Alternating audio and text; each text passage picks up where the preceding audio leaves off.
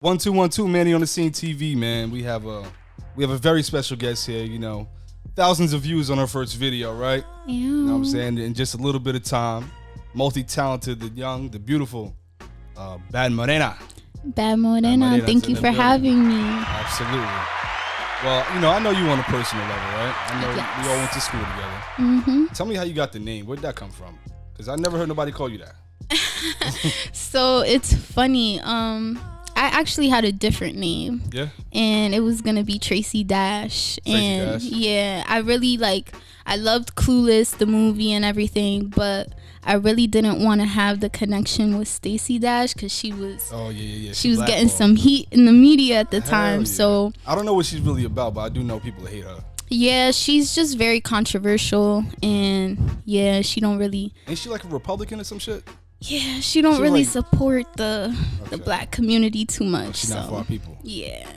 Word. So I couldn't have that. So I definitely started thinking about different names, and my mom always calls me like Morenita, like that's her little cute pet name for me. So I was like, okay, I like that. And then I don't know, I was like, you know what? If I'm gonna be Morenita, I'm gonna be a bad one. So. Oh, all right.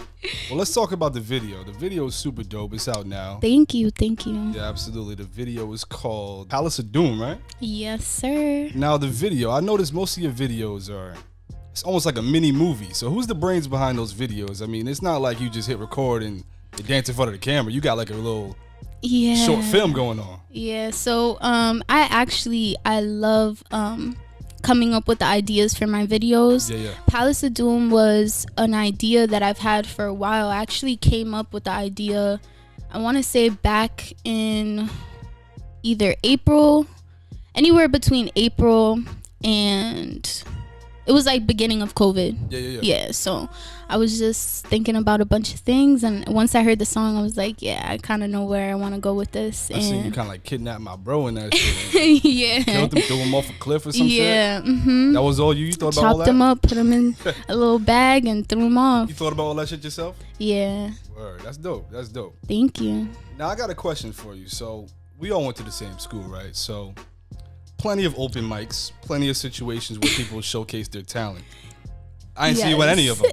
Oh my God. So what happened? What made you want to rap now? It's funny. I've always written poetry, but I felt like it was so personal to me that I couldn't imagine like speaking that in front of anybody, let alone letting them know what I really think about. And I actually grew up with my older brother. He had a whole studio in his room. Shit. He was a rapper, producer, engineer. So I wasn't too I was very familiar with how the whole setup was and everything like that. So I never really thought about pursuing music, so to speak. I was actually more into dancing. Word. So I was part of the dance team for a little while. And then yeah, basically, I don't know. I just hopped up in the booth one day on some funny stuff. Like, was with my homeboys and my man, and he was like, yeah, come to the studio. We're going to just, chill out, vibe. You guys could jump in if you want. And we all, like, being funny, started making up little rhymes. And I don't know. I guess I took it a little too serious because when I came out of the booth, everybody was like, so you don't rap? And I'm like, nah. Now, a lot of people don't know this, but your man, he rap too. Yeah, he like to play games, but that nigga nice with it. Listen, be on the lookout because there's definitely a little surprise coming very soon. You got a little collab coming, you know what I'm saying? Yeah, maybe. Yeah. You know what? When I see y'all, I think of Remy and Pap. Cause Papoose he rap for real, but he also take the manager type. Did you role. see his freestyle that he started with the cereal with boxes? the cereal shit, that was dope. He's always been crazy. You ever thought about doing something like that, like a little challenge or some shit like that? Yeah, I'm not too much of a freestyler, but I like to really put thought into my rhymes and kind of like in my own little box, in my own little dungeon, just like fill out what I'm trying to say. So hell yeah, it's interesting you say that because I'm real big on lyrics. You know what I'm saying? I'm a Kendrick fan, I'm a battle rap fan, Cole fan, Young M.A. fan. So like, it seems like the music industry is going towards like a place where it's all about melodies. You know what I'm saying? Like people doing the TikTok dances, like everybody dancing. So do you feel like you can thrive in an environment that's really about like making something sound good rather than having like, real lyrics? Definitely. I think I'm very versatile. I'm still exploring so many like avenues when it comes to music. I feel as though this time period is something where it's open to a lot of people to kind of explore. Yeah. And I can definitely move throughout that. But I also feel like if any time period comes around and, you know, people have to adjust, I feel like an amazing example of that would be Jay-Z. Yeah. And like just some of the greats, like all throughout time, they've been able to solidify their place in the industry, and I think it's because of their versatility. Because it's not really easy to appease to everybody all the time. Yeah. So playing with your sound is very important. Yeah, you can't make everybody proud. Yeah. You know what I'm saying? Now you say versatility, and I think of people like Young M.A, who actually, I'm a big Young M.A fan, but I feel like she's not versatile enough. And I feel like the reason why she's not as big as she's really supposed to be is because she can't really make a hook. So like I feel like everybody is looking for that hook, that thing that's gonna stick in your head and really bother you the whole day. You know what I'm saying? Yeah. So what's your formula when it comes to making a song? Is it like write the hook first and then fill it in, or is just get your bars down and whatever comes to the head comes to the head? It's funny. I feel like I'm still making music as though it's poetry. So sometimes I'll hear a hook, I'll hear a beat, I'll hear anything that kind of pops up in my head. Yeah. And depending on how it makes me feel, I kind of try to go about it as if it's a conversation with myself. So yeah. That's dope. So like what gets you in your zone when you hit the studio? Like what's your zen? A lot of people like to go in the studio and smoke or listen to their favorite rapper or whatever. What gets you in your mode, like the killer mode that you got? I like to think about kind of my future. Yeah? Yeah, not so much like being a successful rapper, which is like an amazing thing, but Yeah. more so about like who I want my kids to see me as, and you know, the purpose of what I'm doing and everything like that. So Yeah. I feel like About that your kind future, of, that's dope. yeah, puts me in the mood. Now I noticed that a lot of women in the industry right now, they like to flaunt their bodies and rap about, you know, what they do sexually and stuff like that. You know, there's nothing wrong with that. You know, men do it too. But like I noticed you don't really get into all that. So like what's your niche? Like what's your message when you rapping? So I'm all for the women empowerment movement. I think it's amazing. Women's History Month. Yeah, exactly. And I think it's amazing that women are now at the point where the freedom isn't something we have to ask for anymore. It's something that people understand should be given regardless of whether a woman is fully clothed, partially clothed, or completely naked. And where I fit into that, I feel like I just kind of go with the flow. I say this line in one of my songs where it's like, I love being nice, but I like getting spicy. So sometimes I'm a nice girl, sometimes you know, I'm a spicy girl. Face you just on gotta me, right? see. Yeah. Now that reminds me of Steve Harvey had said something back in the day. He was like, women should dress how they want to be addressed. What's your response to that? You see the stupid ass fire alarm? Like the shit is all day. Like. Yeah. I think Steve Harvey is a very respectable man. Yeah. But I think respect shouldn't be something that is debated. Yeah. It should be something that you give to someone unless they give you a reason otherwise. And I don't think how women dress or may come off to anybody, whether it be appearance or language, I don't think that should be any in grounds of any rights to like revoke the respect that you give an individual.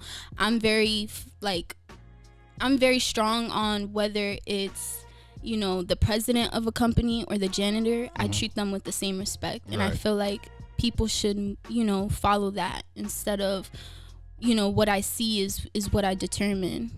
Yeah, absolutely. So like a lot of people don't realize when the people you're around, you don't know who they're gonna become. You know what I'm saying? That's why I'm big on like giving everybody the same opportunity.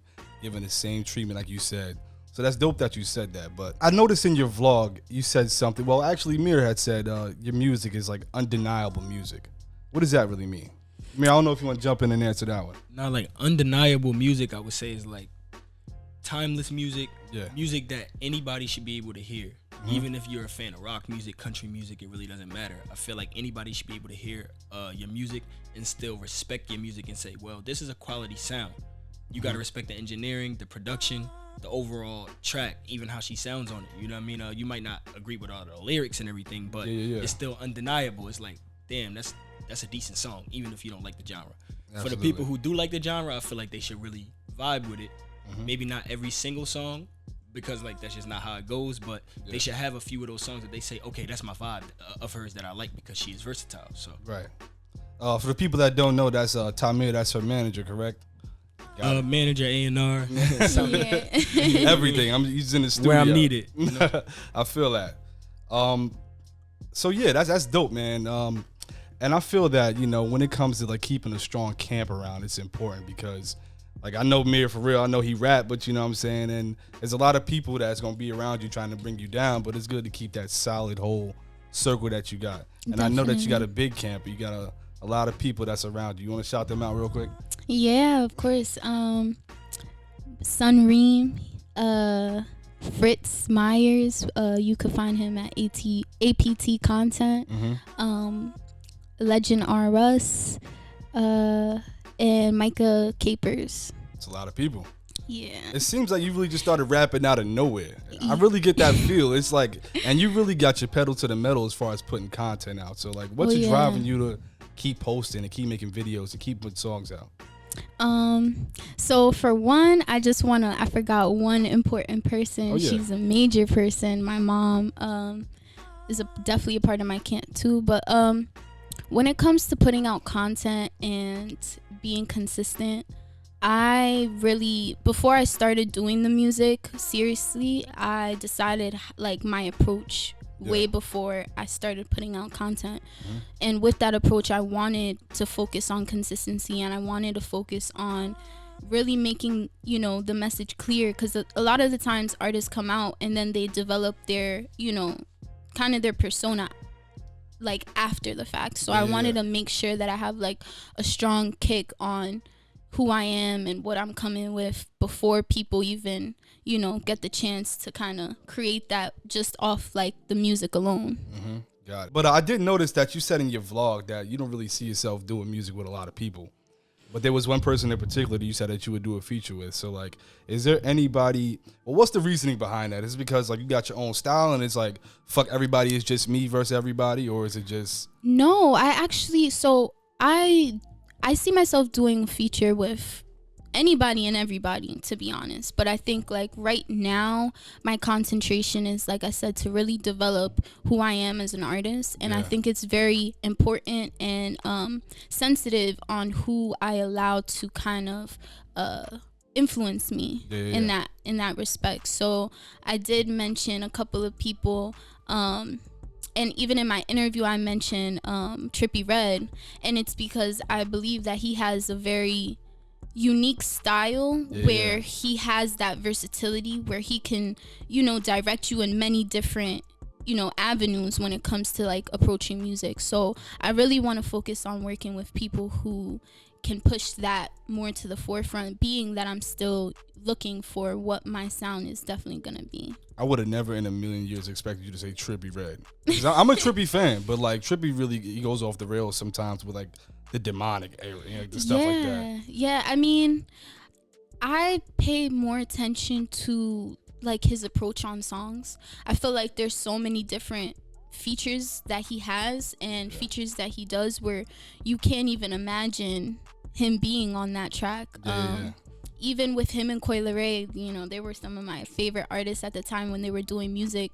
And I just feel like the way he brings out other people's sounds is something that's very talented. Absolutely. And it's funny that you mentioned Coi Leray and Trippie Redd, because time and time again we see relationships go to shit because people just get a little too famous. I know. You know, things get to their head. You know, fame is hard to come by. So what advice or what's the key to like having a strong relationship and fame at the same time? I'd say it's the same thing kind of with content, like consistency. Yeah. And meeting your significant other at the same point that you guys started off at. And it's not always easy to do that when, you're putting years and, like you said, a whole bunch of different, things in between. But coming back to that point of why you guys care about each other and want to be together is like the main thing that I'd say to focus on if you want longevity. I think that egos get in the way because somebody gets like bigger than they ever even know, then they get a big head about it. So are you comfortable with like you being the female or the woman in the relationship? Are you comfortable with being the breadwinner and like knowing that you're gonna make tons of more bread than your man? Possibly, it's possible.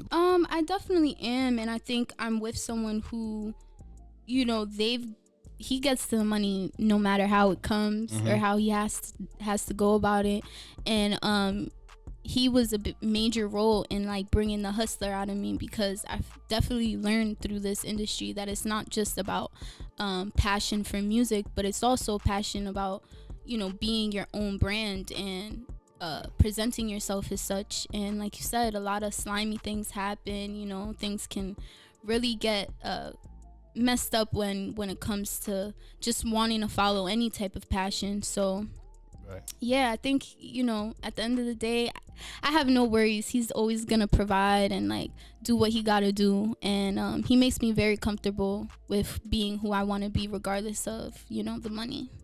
Yeah, and me, I actually got a question for you if you want to grab the mic again. And you being the manager and the significant other, this is your gem. You know what I'm saying? You don't want anybody ever disrespect her and stuff like that. So like, how sensitive are you when it comes to her music and how it's portrayed?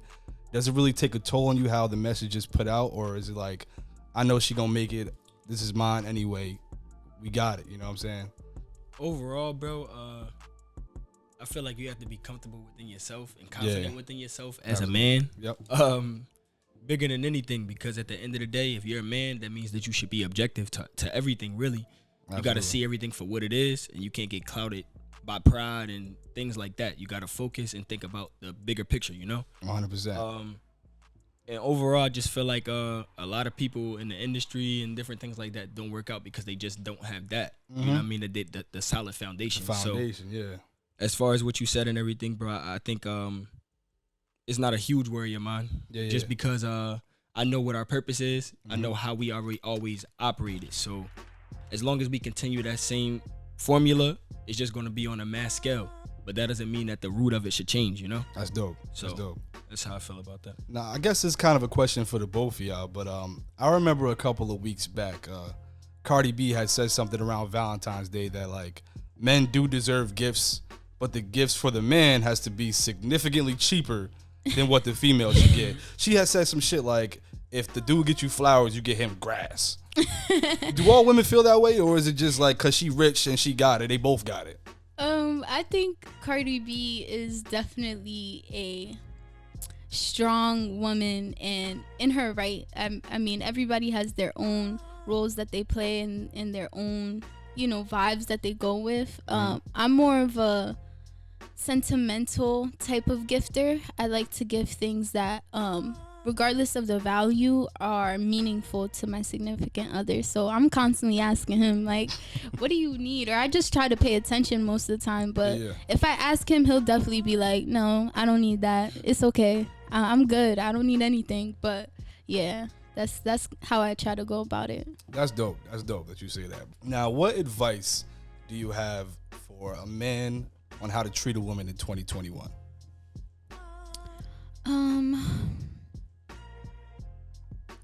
I think it's really important when it comes to this question on like your parents and your upbringing. I mean, a lot of people don't always have the best like role models in that sense, but I think like when it comes to a man, because I can't really speak too much in your shoes, but when it comes to a man, I'd say really think about how you would want your daughter to be treated. Yeah. And I don't think it's, I'm not asking for anybody to be naive or anything like that, because women and men can both be lying and deceitful and everything like that. But, you know, making sure that you actually care about the person if you want to be with them, and everything else should just like fall into place after that.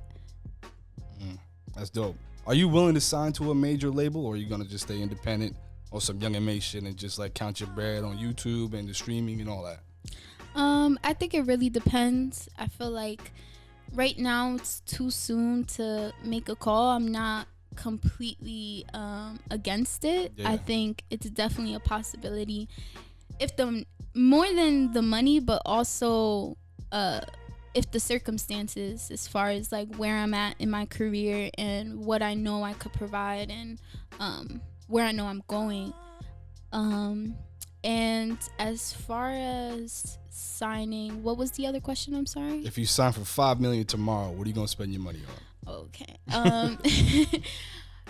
I have so many things I'd spend my money on. Oh my God. But investing, because of course we're gonna have the people who are entrepreneurs in here. Like, you better invest. But besides that, I think it'd be important to invest into my own team and my family. Dope. I think like building an empire is super important, and generational wealth is what I'm focused on when it comes to having money.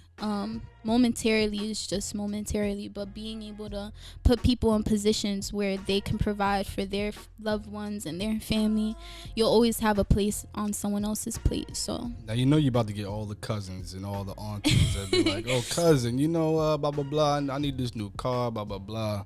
What's gonna be your answer to that? You gonna keep it true to your family, or is it like you wasn't really with me, you ain't really called me like that? So I actually have a small family. My grandma only had 2 children, my mother and my aunt. Yeah, my but I had 11. do have a lot of, you know, basically can be considered cousins, and I think if it's in my means to help anybody out, I'm all for it. As long as I can take care of myself, then I don't mind giving back to anybody else. Shit, you better than me. You better than me. I signed for 5Ms tomorrow. I only know the people that talked to me in the last week. You know what I'm saying? My number is changing. It's over. But I really do honestly think that you got a good chance here. I see your videos. I see the way you rap and all that. I see the mannerisms, the attitude. It seemed like you got the formula down packed. You know what I'm saying? Thank you. Did it just happen overnight, or is there like influences that just like, yeah, I like the way she moves. Let me take note. You know what I'm saying? I grew up with, so my mom is Dominican Cuban, but she was born and raised in Brooklyn. So she, in her prime, she was well into the rap and hip hop era, and I grew up with a lot of that influence when it comes to people like Aaliyah, you know, even if you want to take it back, Etta James.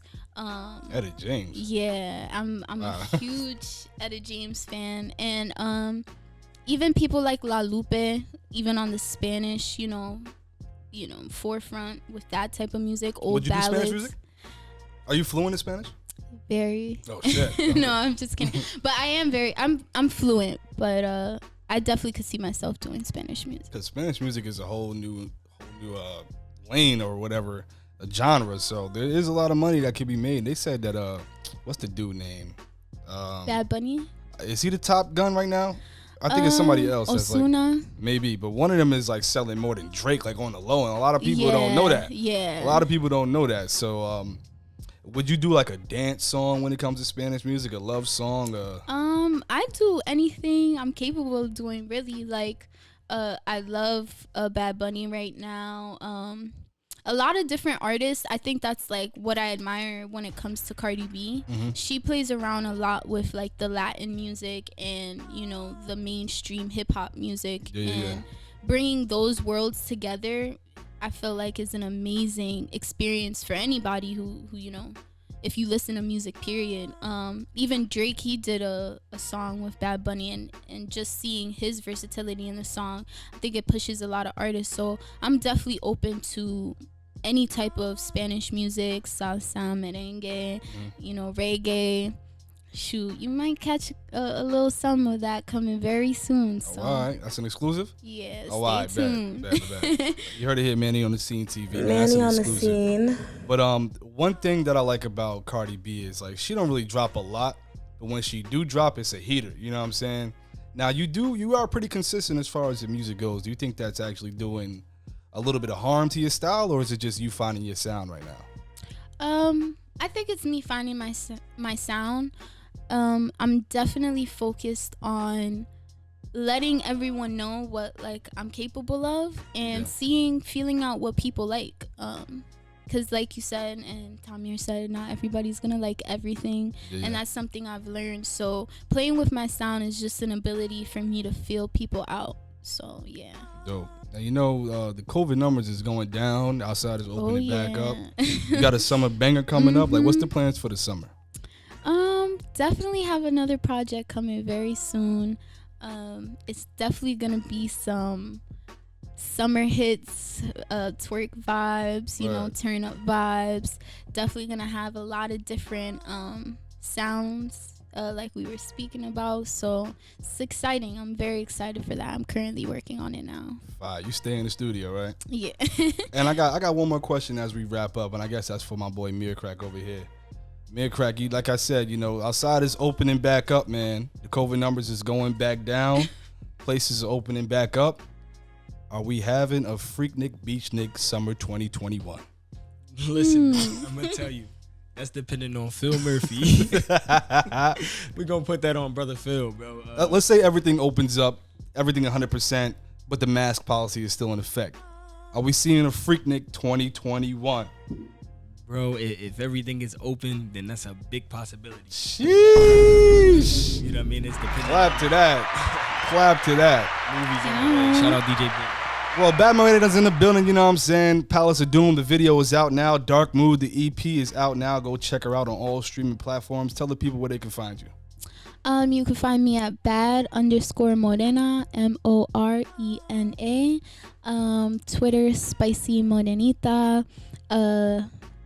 I'm about to spell that out, but like I said in my interview, don't hold me to it. SPICYMORENITA, and same thing for TikTok. So fire. Badd Morena, everybody, go check her out. Splat. Thank you for coming out. Thank you.